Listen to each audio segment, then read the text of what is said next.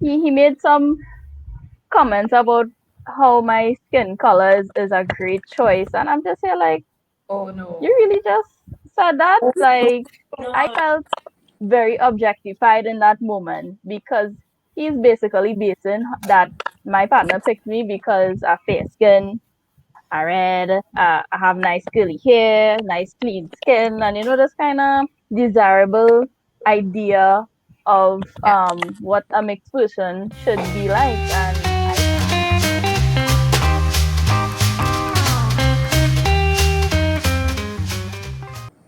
I love my hair. oof, ukur ukur. I agree. I agree. I absolutely love my hair. I agree also. My hair is one of my most important features, I would say. I spend a lot of money on it for sure. I love my hair, but in the past it was not like that at all. I had a love-hate relationship with my hair. My mom couldn't maintain it. It was too fluffy and out there, and she just didn't have the tools or the knowledge to maintain it. So I ended up relaxing my hair for quite a couple of years, well, because I thought it would have looked neat. It would have looked it would have been more aesthetically pleasing to these my space, because a lot of people would say, oh, how you ain't comb your hair and it looking unruly and a host of stereotypes. So it made me hate my hair and stuff. But during the years, you know doing research, and like, I just was like, I don't enjoy relaxing my hair, especially with the chemicals and whatnot. It used to burn my scalp, and it was just horrendous. So eventually I did the big chop and I went back natural. I love my hair. I've never felt ashamed of it. My mom is Indian and she loved my hair since I was little, so she would comb it into like one on the top with like little curls, etc. And I just like never had that experience like some people have of their hair being called nappy. Like hair was just never a conversation of discrimination for me. So as I grew older and I fell more and more in love with my hair, I just went onto YouTube and there were like other YouTubers who I would learn from, and then after a while I kind of figured out my own routine from my own research as well, like what is sealants and what is moisturizing oils. I have like the simplest hair routine. I do not spend a bunch of money on hair. I think a lot of time people think natural hair is very expensive, and it's not. And I found a routine that works for me. Taking care of my hair, it is my crown and it's part of my therapy. Okay, so yeah, I like my hair. I had no problems with it or no issues about my hair growing up.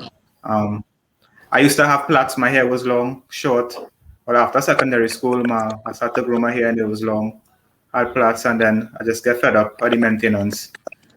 And then, well, my hair like this now because lockdown, no barbers. Um, yeah. And well, I never, well, as a guy, we don't really study about hair or anything, but it's just the markup and the cleanup with by the barber. But recently, like I'm 30 years old now, so like 2 or 3 years ago, I really started studying about my hair, about what I put in my hair, and all those stuff, because I don't want to go bald, because my hair is part of my identity. Growing up, one of the main compliments I always got was about my hair. So I like my hair. That was like the main thing people used to see in me from the moment they saw me. Oh my god, I love your hair because I've always had really long hair. My hair used to touch my butt up until I was like a late teen. So I've had long hair almost all my life. And about 2 years ago, my hair experienced some heat damage. We have curly hair, these struggles with heat damage.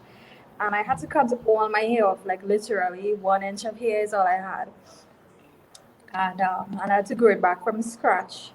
So I went through a period where my hair used to really frustrate me because it was damaged, and I hated seeing damaged hair. Like, I don't understand how people could keep damaged hair, but I can't.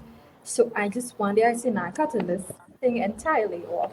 Um, well, now since I've cut it, it's regained its health and its length, some of its length as well. So now I'm at the point where I love it again because I couldn't stand it when it was damaged. The word dougla is offensive to me. I would say I agree with the statement. Disagree. Um, unbothered. Yeah, same. It's not offensive to me, but it's not the most like it's something I've accepted that people is going to want. Yeah. So it's not like it bothers me. I know there are persons who don't like main call or dougla, but it's not something I take pride in, but it's also something I know once I'm walking on the street, once I'm anywhere, my main thing that people's gonna describe me by is the dougla girl or dogs, or any form of that, and I accepted it. Um, so okay, this is why I'm kind of unbothered by it because fun fact, dogla in Hindi when translated means bastard. So on that level, it is offensive. To what extent Trinidadians know that original meaning, I I don't know.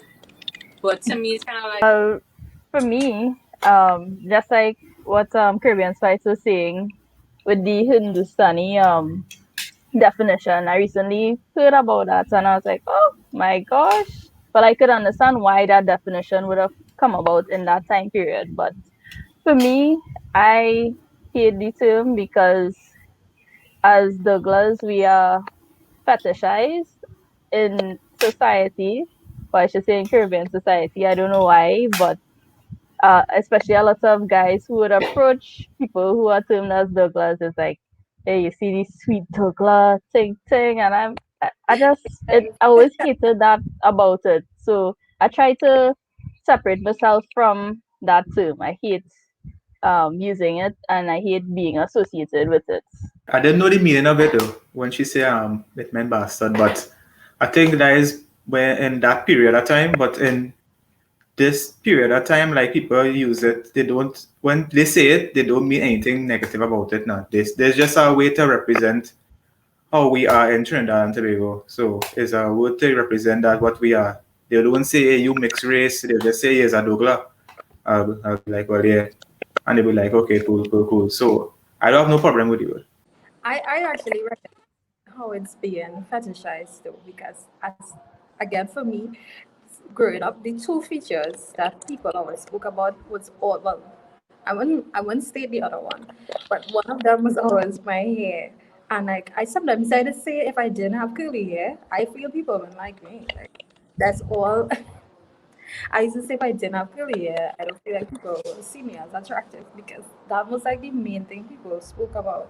Like I had people who used to say they want to make children with me just so that their children would have my hair, and I would be like, that's not how genetics go. But Being mixed is considered to be more desirable in the Caribbean.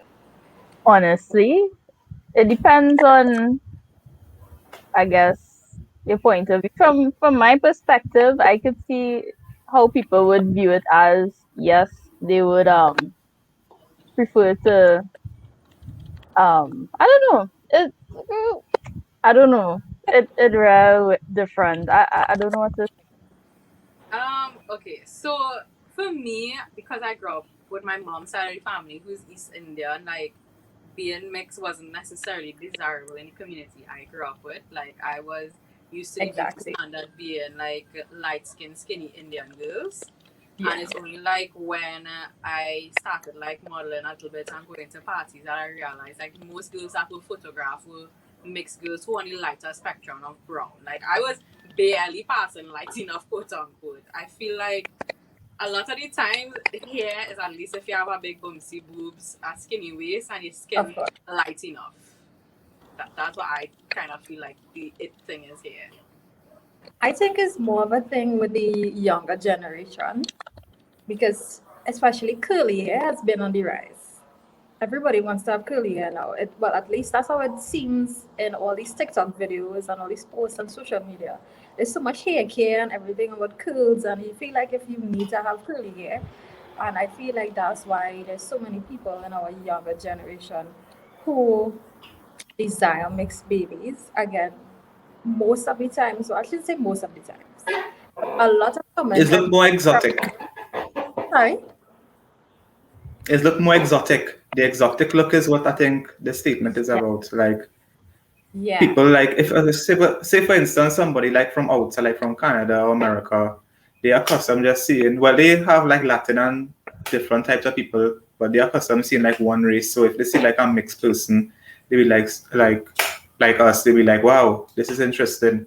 So they'll be more pulled to that, to the Caribbean. Like, look at these mixed race people. They look more exotic, like the hair and how, well, what she was saying with how certain photographers, like in a party will take a picture. It's like they'll take a picture of a dougla if she looking like real good, like her body on point, but it's more like the exotic look with the hair, the curls and everything. Like that is, to me, that is the look now.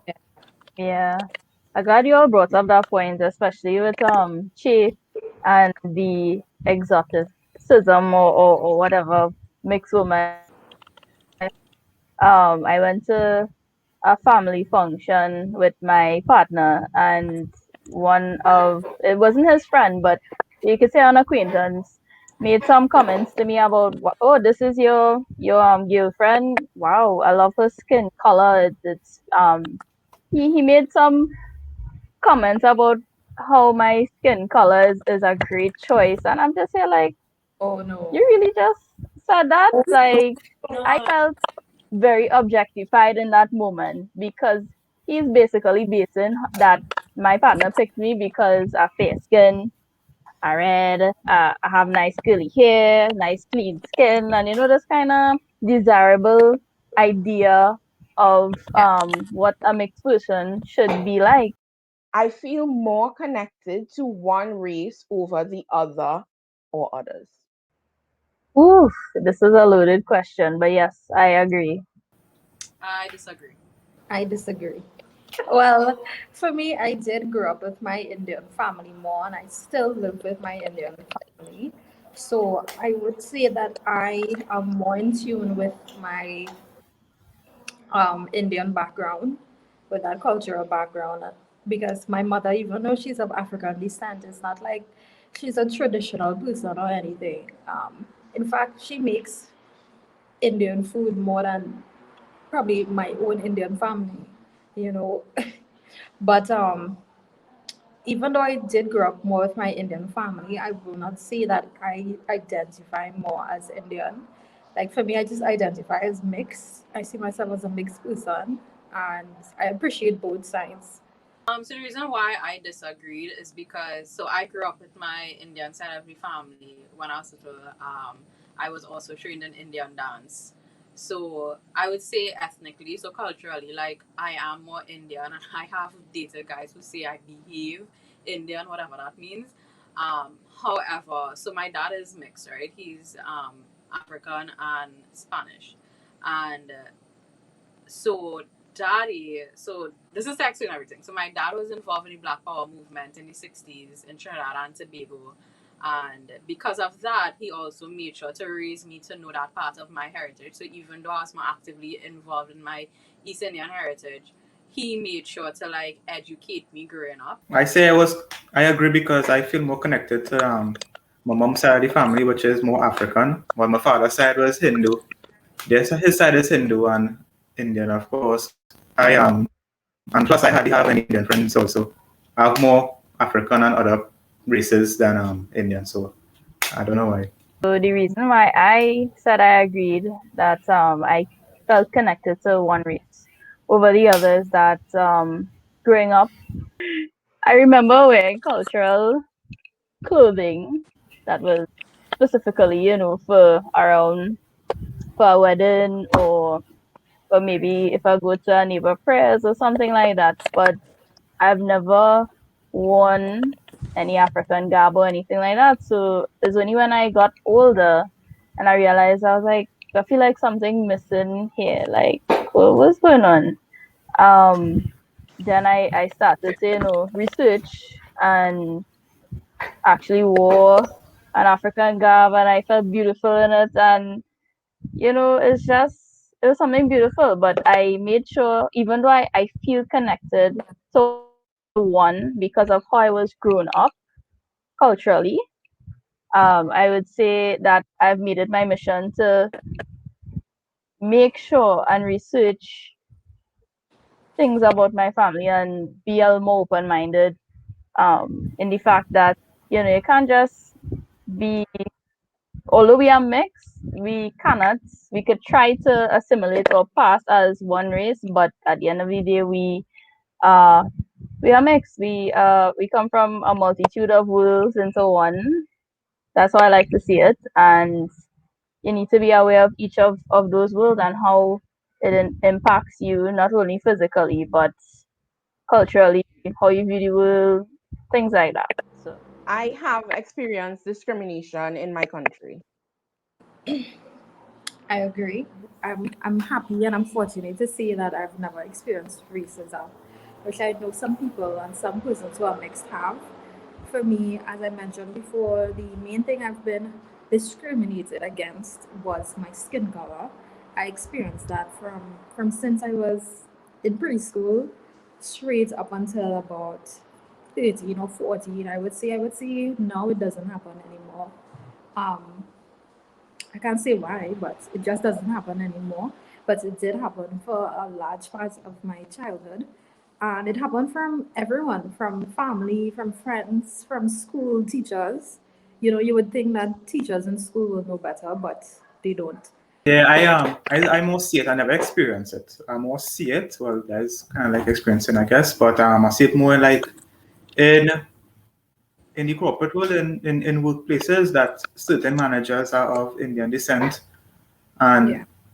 regular employees are of African descent. Like I was seeing a place, I will name it is like, okay, why all the managers are of this descent? And I actually seen or heard that a certain manager, like, he didn't have no qualifications whatsoever, but just so you are have title as supervisor slash manager because of your race. So I feel that is a big discrimination, and it shouldn't be like that, especially in this country, how we're so mixed and how we're so diverse. So yeah. Increasing the population of mixed race babies will gradually solve racism. disagree. Disagree. Yeah, I highly disagree. I disagree because racism is systemic. It starts from the society. It isn't something that is um just came out of the blue. It was taught somewhere or the other. And until we address that on a societal level at every area, racism will still exist. Now, I know I sometimes make jokes with my friends about, having dougla babies, douglarized them in nation, because I just like to make those jokes sometimes. But at the end of the day, I know um, having mixed race children is not going to solve racism. It's not that simple. It's more about the mindset, really get into the mindset of these persons who are holding on to these invalid and outdated beliefs and views. And to me, the better way to approach that is through interaction. Of course, that's one of the main ways to get rid of any stereotype and any false beliefs. And really, it's just to bring more awareness and enlighten people of how unrealistic and how, I don't want to use the word stupid, but I'll use the word stupid, how stupid these views are. Yeah, it's not going to solve the situation. It's sad to say that racism wouldn't be solved anytime soon, because not only we see it across the world, but it here in Trinidad also from both races, African and Indian, the communities that, well, it's not going to change anytime soon unless people are properly educated and we bring awareness to the situation, and we have to like teach the youth, whatever race they are, that they have to love themselves, and being this way is not a crime, or being this way is not a burden, is who you are, and is what God sees you to be. So that is my take.